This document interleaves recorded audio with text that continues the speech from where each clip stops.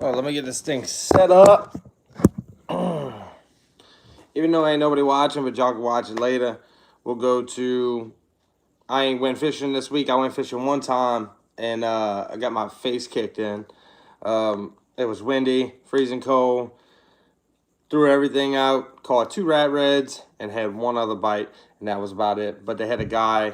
He was in. I was actually at Port Suffolk behind the high school, and he caught some nice trout, and he caught them on live shrimp beneath the court, and that's what he caught. But I'm just kind of here to tell y'all of like what to use. What I've been doing lately. I'm actually got my friend James has got my other footage from I don't know, a few weeks ago or something like that. Not a few weeks ago, last week when we was catching fish. But I wanted to sit here and kind of touch base again about the baits and stuff that I use around this time. Yeah, find your own damn fish, Keith, huh? Yeah. But anyway, I'm kind of here to tell y'all about what works for me and as far as where I've been going and stuff like that, or good places to go right now. Myrtle Grove Canal gets really good when it's cold. So, I mean, it's a place I've been fishing since they ain't had no camps there, no little private canals, all none of that junk, right? But basically there, Grand Isle, and I'm supposed to be going hunting today. Hunting today and tomorrow, then work the next couple days. And yeah, it's my footage. Well, actually, it's some of yours, yeah. Some of yours and mine. Yeah, but we need to go finish out, the really good stuff, But, yeah. Anyway, let me go ahead and get into it. The stuff that I like to use. Oh, real quick. See this CCA box? It's a piece of shit. It's a piece of junk. Sorry for cursing, but it's a piece of junk. Anyway. So, lately, has been the killer for me is just, I don't know, I'm addicted now to freaking catching this, right? To catching fish on these is Topwater baits. This right here is a Matrix mullet. This is actually the video that you're going to end up seeing next week. This is what we were catching them on. Not this color, but it was the chartreuse one, and I lost it the other day. So, yeah. It's not... The one thing I don't like about it, and I will give y'all, this is a little tip that we do. Hey, man, don't worry about my hair, bro. I've been sick. I don't want to hear it. So, the one thing I hate about any Topwater that's got a split ring. See this right here? All it takes is for you to get that line in one little part of that split ring, and it comes out, and you lose a big old giant fish. And it's happened to me, or it's got cut in this little split ring. So I always take these little split rings off. I got this knot tied on there right now. Maybe I was being lazy that day, but my other ones don't have that. I don't use that. Now, as far as Topwater goes, it could be anything. As far as it could be a color, it could be an action, it could be a sound.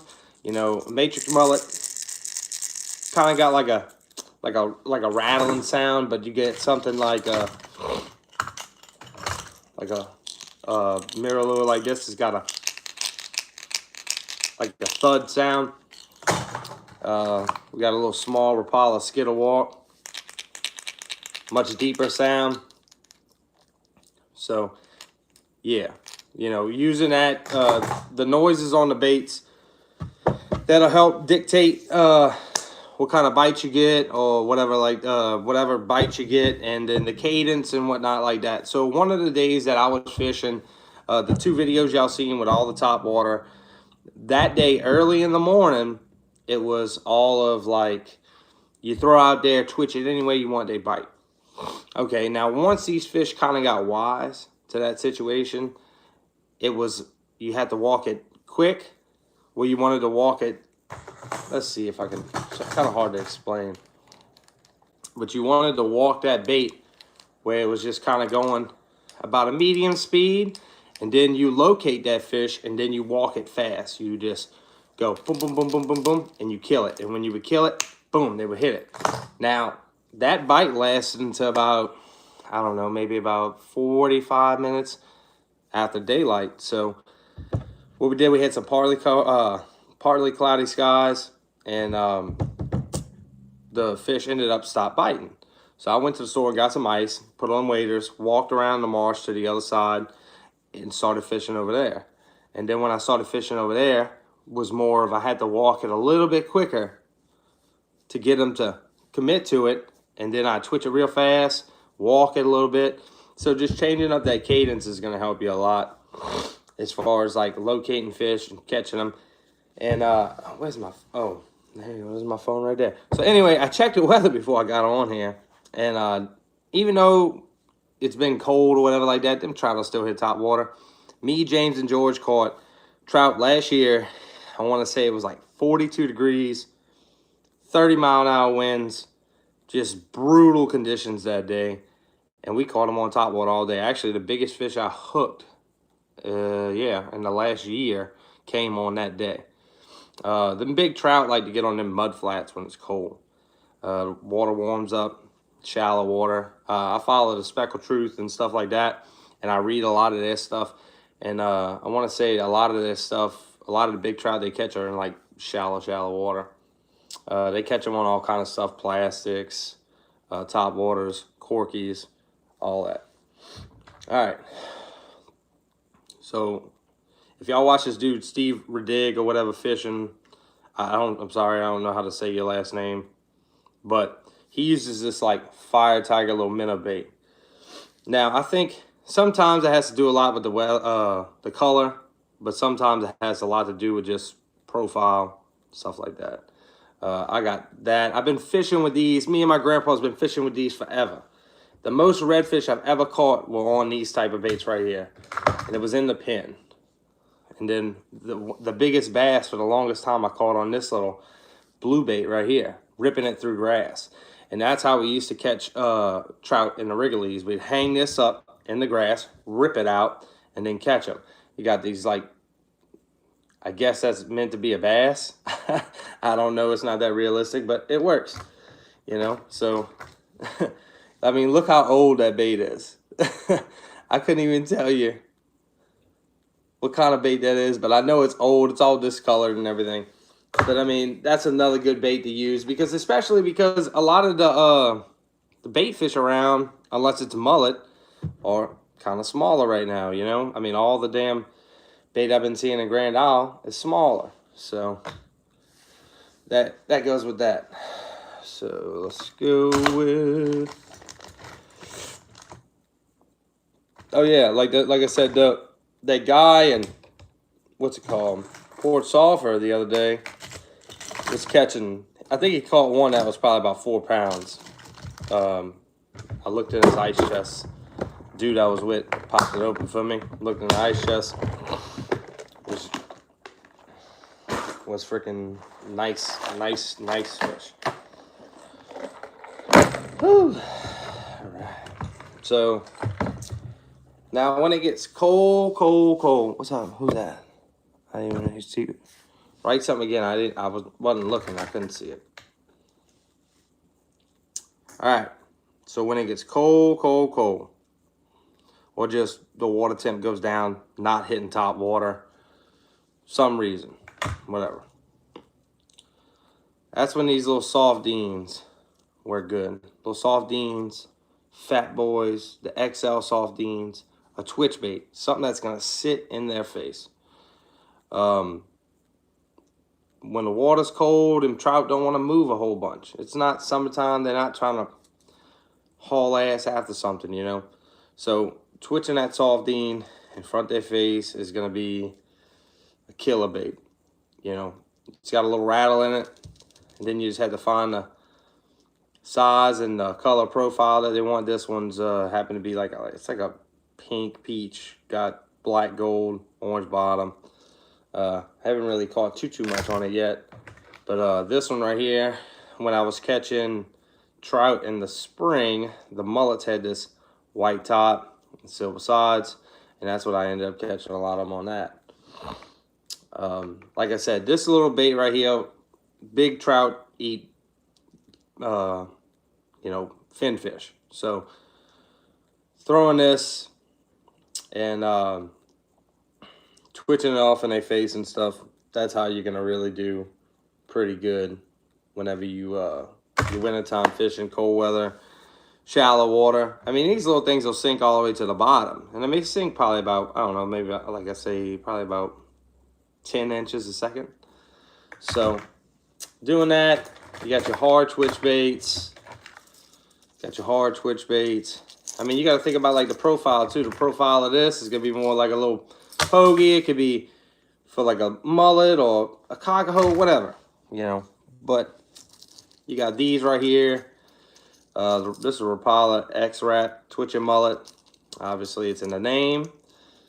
What it's gonna imitate, I got all kind of stuff. Look at this junk.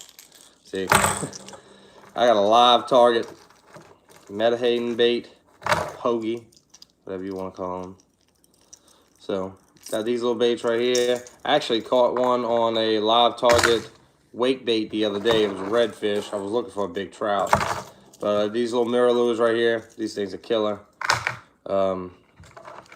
Just varies on what the fish want that day. They might be a little closer to the surface. They might not even want a hard bait that day. You never know, really. And trying out different top waters, different colors, different actions. See, like this Rapala Skittle Walk V right here, right?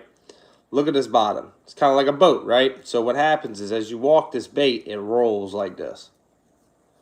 Glad you're doing, Cody Tribe, glad you're doing this. I'm heading to Grand Isle this weekend after New Year's.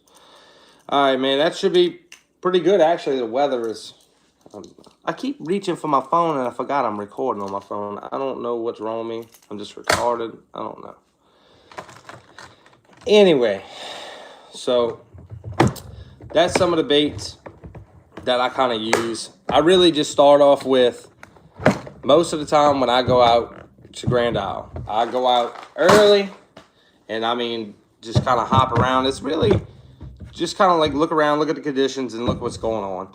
So most of the time I start off with the top water because I love catching fish on top water, and I had a freaking trout destroy my damn top water the other day. He hit it so hard that damn thing wouldn't walk right after. I had a big chunk missing out the side. I ended up losing that the other day in Port Sulphur. Once I go to that, then I kind of go subsurface. So my whole practice is top water, subsurface. Then we'll go to like looking at, let's see, maybe we'll go to like a jerk bait or whatever like that. But I could fish that little mirror lure or that Mirrodine. I could fish it all the way down. It'll go down real slow. And then the trout will sit there just like this. And if that bait's coming down just like this, and that trout ain't got to move but a few inches and grab it, it's going to work out good for that. You know, it's going to work out good for you if they're on that type of bite that day. A jerk bait might be good sometimes. Maybe they're on a little mud flat and you're out there catching them on a Mirrodine, a mirror mullet, whatever. Then I kind of go to more of a rattle traps. I use rattle traps a lot for speckled trout. I actually got videos on here where my buddy's throwing matrix shed and whatnot like that. And he was catching a couple here and there, but I was throwing a little chrome and black, what's it called? Strike King rattle trap. And I was destroying. I'm just using like a pumping motion. I throw it out there and then I reel a little bit, pick the rod up, and put like a bow in the line like that. And as that freaking rattle trap falls, it just shakes like this. And them trout will plucking it on the way down. So that's that. I'll use that. Sometimes I'll even use a crankbait. If I'm in a rocky area, whatever like that, I'll use a crankbait just real slow on the bottom, and it'll just kick. And it'll hit a rock, and boom, it'll deflect. And when it'll deflect, I'll kill it. Trout will come over there and eat it. Same thing with bass. That's my favorite thing to throw for bass, so I'll always throw that for speckled trout, just locating fish, whatever. Then finally, probably my least favorite thing to fish with is a soft plastic. Sometimes you have to use it, especially in South Louisiana. We catch probably more fish on soft plastic than anything else. Lately, the past 3 trips that I've been to Grand Isle, it's been top water. just killing them on top water. Haven't caught like no huge giant, but I've got a couple hits from some bigger fish, and just haven't got that cold weather like we have right now currently. So yeah, doing that and then looking around what kind of bait they have in the area as far as like, is it cockahose, is it mullet, is it you're gonna find some smaller shrimp. You're not gonna find a bigger shrimp. I mean, you never know. They got stuff all tucked off in the marsh and whatnot. But you're gonna have, let's see. So you'll have like cockahose, mullet. Seen some small pogies lately. God, I didn't see the damn comment, man. Let's see what the damn comments were.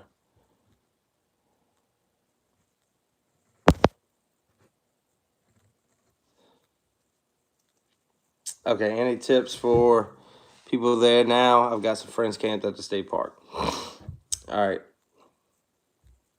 Right now it's cold, so I'd fish off the side of the road in the deep pits. Try there. I mean, just try to find a presence of life. You want to find, like the other day we had mullet, a whole bunch of mullet. We were catching the trout within the mullet, and they were bigger mullet. I mean, the trout were a little bit bigger than the mullet, but then they're sitting out there eating them. Try the road next to Elm's out. Yeah, you can also try by that bridge over there. I know by that bridge, early in the morning, they get a pretty good little bite, especially if you got current going through there. You really want that current rolling through there. Even though you see like a presence of bait fish, I swear, everything I've ever learned about fishing killed me the other day. I'm in friggin' Port Sulphur, and I threw topwater, twitch bait. I went through what I just told y'all what I did, and I see nothing but bait fish around. And I'm like, okay, cool, whatever. This other dude, he's catching big old trout. And I'm like, what the hell, man? And I'm like, I guarantee he's using live bait. And sure enough, dude's using live shrimp, catching that. You know, most of the time these shrimp get out, and you see all these finfish there. And you're thinking like, hey, man, this twitch bait will be good. It's going to aggravate them, get in their face, do whatever. But sometimes they just don't want to bite it. It is what it is. Like, sometimes you just can't catch them, and it is what it is. I mean, it happens to everybody. It happens to, I don't give a damn who you are, especially if you're on a bank. If they're not there, they're not there. If they're not biting, they're not biting. I mean, you freaking go through like a high-pressure day. Right now, it's bluebird skies, sunny outside. Sometimes they just get, pressured, and they just like, I don't want to do nothing right now. But then there'll be like a little magic window where they'll come alive. So it just really just depends a lot as far as that goes. But Grand Isle, fishing on the side of the road, you can catch a lot of fish on the side of the road. You catch some big fish. You're looking for like little neck downs and deeper areas. And just kind of like what I do, I get away from the crowd. Man, I remember the last 3 times I went down there. Yeah, if you bring your kayak, man, it just opens up a whole new world to you. You can go in the middle of a canal that nobody could walk to. You can't walk to everywhere. Even if you got waders, like I'd walk out there and I got about this much water that's until it's going over my waders and I'm getting soaked. So yeah, bring your kayak, man, because you never know what it's going to be. Sometimes I just get lazy and I'm like, I don't feel like bringing this kayak because I got to load it up, right, put it down. And I don't like going by myself. I like going with people. That's the other thing too, is like having an extra person with you that's trying something different. You'll figure it out faster. You'll be able to get on a pattern faster and fishing that pattern. But that pattern changes too. I wanted to touch on that too. That pattern changes as the bite goes through. The past 3 times we've been out there, the pattern changed like 3 times during the bite. So it went from twitching it slow to fast to medium to how many times you walk to side and then you get your bite, or where the fish would move and it would just constantly be like, they're not going to sit in the same area. I mean, they're going to move left, right, all up in that area. I mean, as long as you're plucking them in the same area, then just stay right there. But just, kind of cast around to the left or to the right or whatever like that. Sometimes you'll have smaller fish to the right and bigger fish to the left. Sometimes the bigger fish will be underneath the smaller fish. I mean, it is what it is. And it's just fishing, and it's all about trial and error. And the more things you know how to try, and the more things you've learned throughout the years, it'll help you be better going on forward or whatnot. Any redfish fishermen out there, if you want to go catch redfish, apparently the water's like stupid clean right now. Everywhere I keep listening to people talk about sight fishing redfish, that's got all the redfish are in like the shallow, not the shallow water. What I was gonna say, the water's like real clear, real easy to sight fish them right now. Trying to think if anybody want to know anything else about the roadside stuff in Grand Isle, Port Sulphur, Myrtle Grove. I really kind of stick to more of this side. I haven't really fished Delacroix, Hopedale, stuff like that. I fish it in a boat a little bit, but I can't tell you nothing about it because I don't know. Like, I just use the same little practices that I use throughout, like, whatever time of year it is. I kind of fish differently. Can you camp anywhere? Can you camp anywhere like at Elmer's? No, you can't. You can't camp at Elmer's. You have to have like a hotel or something like that. Well, unless you want to sleep in your truck on the side of the road. But you can't camp at Elmer's. They won't let you. You can't drive your vehicle on Elmer's like you used to.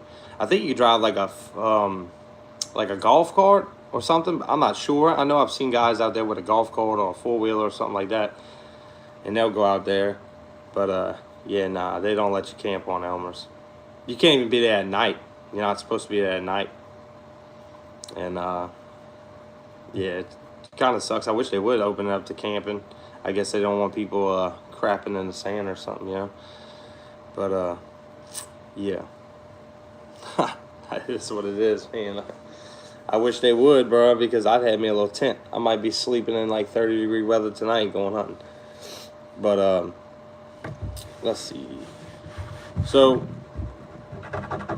I'll have a video out next week. It'll be the speckled trout video from when was it? It was like last week. We're gonna do some sockeye stuff coming up. I haven't really been doing that. Been catching a couple here and there, nothing to brag about.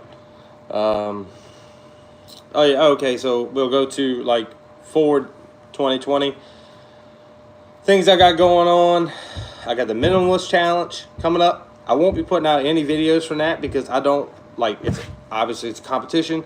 I'm not gonna sit there and like somebody watches my stuff. I don't want to give them a heads up on it or whatever like that. But if y'all have any information about like the Leeville area that might be good during the wintertime for me to check out, hit me in a DM on my Facebook, Instagram, whatever like that.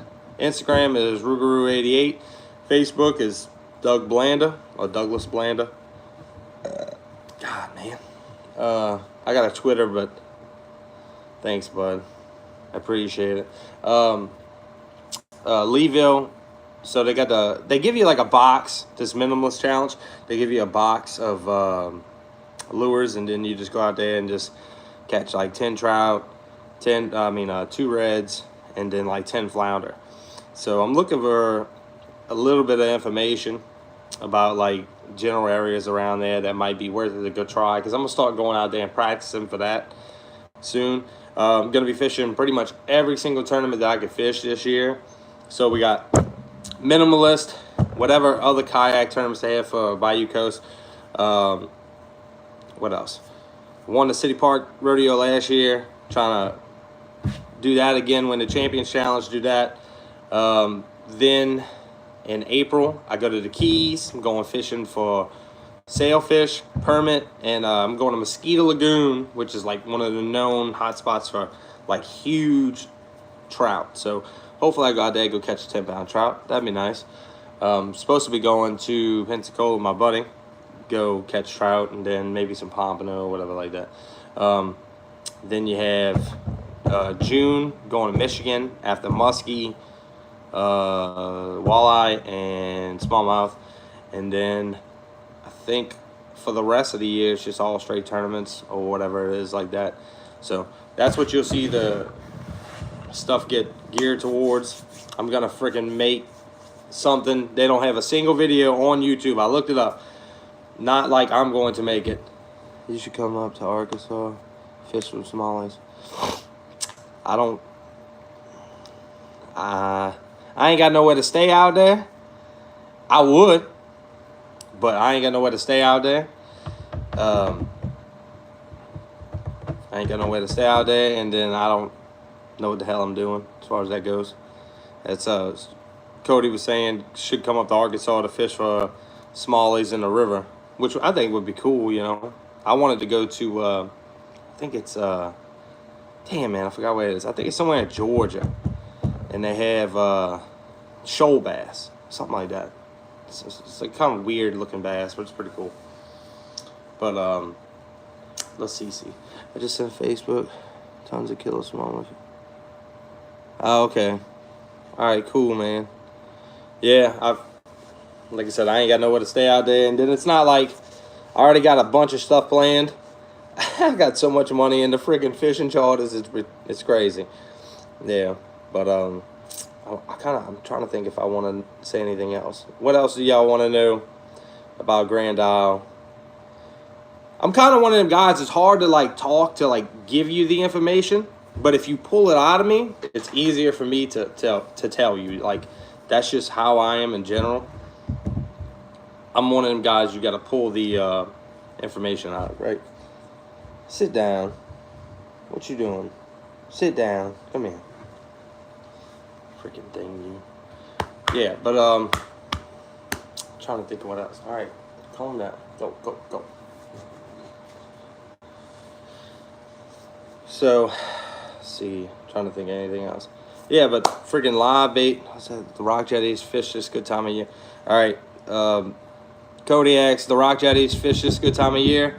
I seen Tommy Vadrine caught like an 8-pounder over there. I don't have a boat, like behind the island.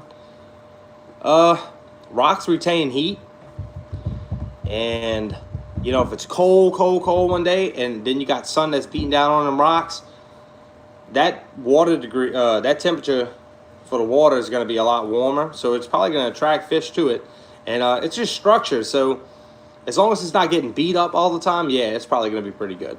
Now, like we had 30-mile-an-hour winds the other day. It'll probably be, it might be okay now, but I guarantee when that 30-mile-an-hour wind hits the road, it just stirs everything up, and the water's like oil. So them fish leave out that area. But if the water's been kind of clean and staying like that, and you see bait around, yeah, fish it, definitely. Fish it. You might catch a big hammer trout. I think one of the CCA winners caught one of that trout, like behind those rocks by the camps. Like out the pass, not like behind the camps and whatnot. You got those little sets of rocks that run back behind the camps. Yeah, that'll be good. I wanted to. Thanks, buddy. Thanks, Joe Macera. Enjoy the Topwater, bruh. Like, I'm telling y'all, man, I got something that's coming down the pipe. That's like I don't get excited for like a lot of videos, to be honest with you. My last video I got excited for was probably the tournament that I caught like 3 limits of redfish. That was probably the last video I got like really excited for. I got a video that's coming up. I need a little bit more footage, and I should have recorded. My friend James, man, I should have just sat there and recorded him, or had him record me, of what was happening that day. And it's just going to be a solid video. There's not a single video that's like that on YouTube, and I don't want to alert anybody what type of video it is, because I don't want somebody doing it before me, because when you're the first one, it has more success. Now, I do like kind of run this channel as like, hey, you know, like a potential business, right?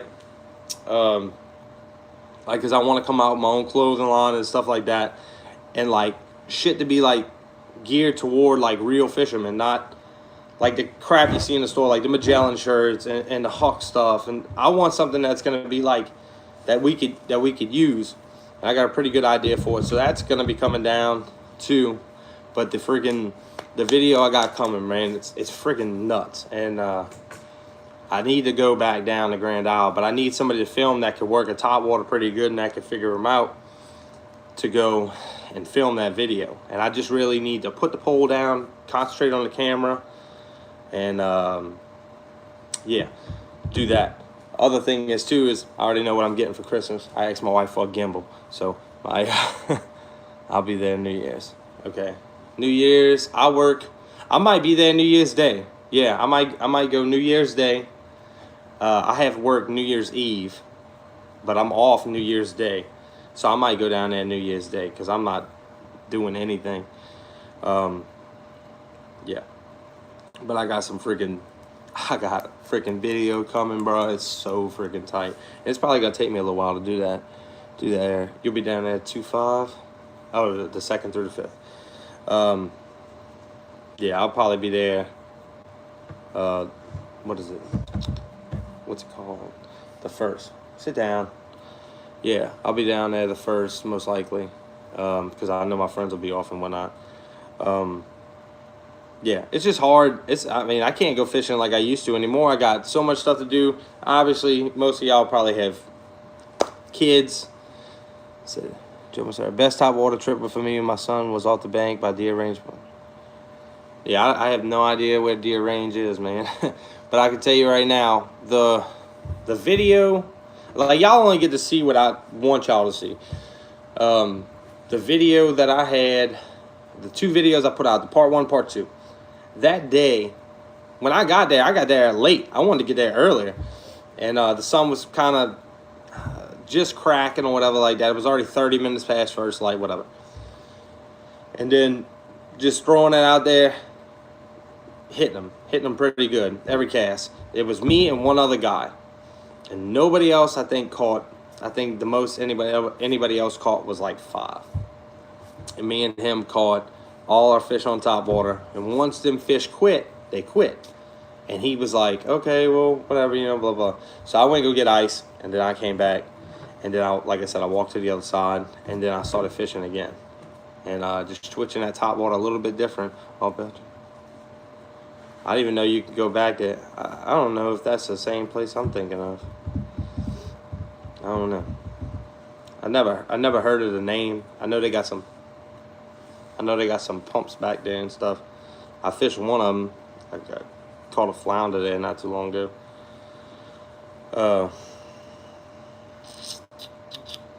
Yeah, no, but just out there, just the way. Okay, there you go. Message retracted, yeah. But what's it called? I didn't even know you could retract a message. But anyway, yeah, no, so I was using a Rapala Skidwalk V and just walking it. And like I said, that thing rolls like this. Kind of like as it walks, it just... yeah, my grandpa used to hunt back there a lot. And my Uncle George used to have one of them big houses in Jesuit Bend. Like them 3 big houses when you're heading down. The middle one, the long one. That used to be my Uncle George's house. Uncle GK. Yeah, so let's see. Throwing that Topwater, that Rapala Skidwalk, kind of just flashes like this, kind of walks back and forth side to side. Kind of rolls, shows some of that iridescent. So the color I was using was like it had like a purple iridescent and white. And maybe it could have been the size, could have been the action, you never really know for sure. And if they tell you they know for sure, like the exact reason, that lying. But like it could be the color, it could be the way it walks, the sound, everything. And I like to buy a whole bunch of them. I actually got a whole bunch of new Topwaters that I want to go out and try. I bought some overcast ones. I really like the fact that they put a feather on the back end. I mean, because it kind of just makes it look alive, like as it's just sitting there, it's just moving like that. And maybe that'll trick a big trout into eating it. I got some Bagleys, I think it is, or Bagleys, or whatever it is. I got them in the truck. I haven't even got to use them yet because, like I said, I've only been fishing once this week, and I got my teeth kicked in. I caught 2 reds, 2 little small rat reds, and old boy was making me jealous with his nice big hammer trout in the back of the high school on live shrimp. Just letting it sit. Throw it out there and just let it sit. And that's all he was doing. I was going to go this morning, but I'm being lazy. I want to go hunting. So, but anyways, I hope y'all enjoyed this long chat, which has been 35 minutes. And I'll see y'all next week. I'm going to have some out. And then I'll be going around next week hunting. So, I mean, not hunting, fishing. But hopefully I kill me a deer today. And just, I can go fishing tomorrow. Oh, God. Yeah, see, look, it fell. So anyway, y'all, see y'all later. And